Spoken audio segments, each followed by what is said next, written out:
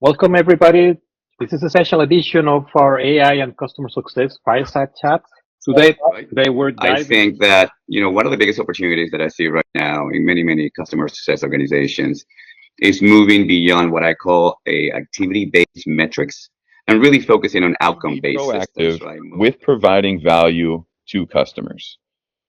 And through that process, there should be a discussion about the commercial aspects of the relationship, meaning the renewals and the expansion. Not necessarily that CSMs need to be. CSMs are being measured by an internal activity checklist, and that is the problem. Where tools And are to headed, Brian's which I'm really excited about, is more agentic tools, more narrow and deep focus tools on if I log in and start my day as a CSM, I don't necessarily need to follow the playbook of, oh shoot, I haven't contacted all of my companies on my monthly check-in.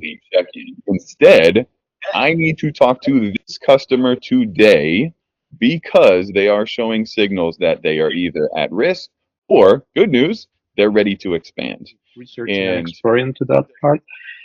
One thing we keep getting is there are quite a few things, but one specific thing is teams are overwhelmed.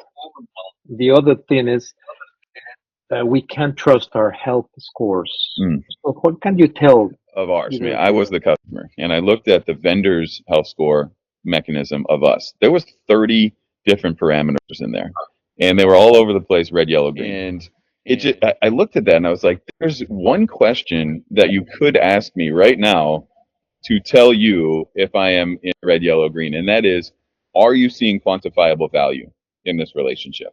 So I think along the customer journey and those adoption checkpoints, are they aligned with not only the customer expectations, but they're also their goals and objectives and the outcomes that they want to achieve?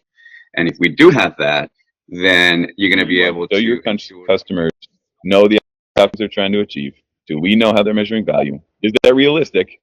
And are we meeting their expectations? Simplify, and it will reduce that burnout and simplify the health scoring mechanism. Why are people consistently saying that they have great systems, that they are overcomplicated in many ways, but that they are not getting out of it what they really are looking for? So what would to your you point, they do build systems that scale value, but the teams that are stuck in firefighting mode, they're usually running on hustle, no rhythm. Everything is reactive.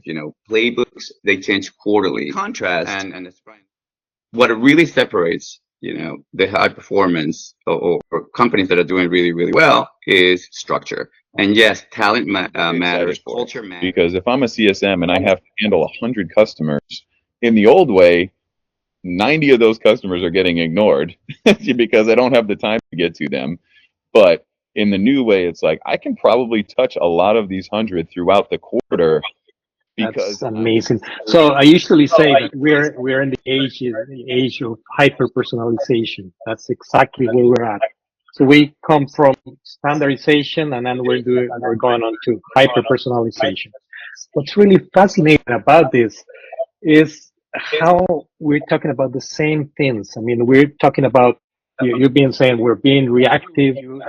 There's a missing layer of intelligence that's basically that's would be amazingly a good help in any of this. So if I could conclude something about this conversation, I would just say that the space is not broken. It's just, I mean, it's outgrown its shape.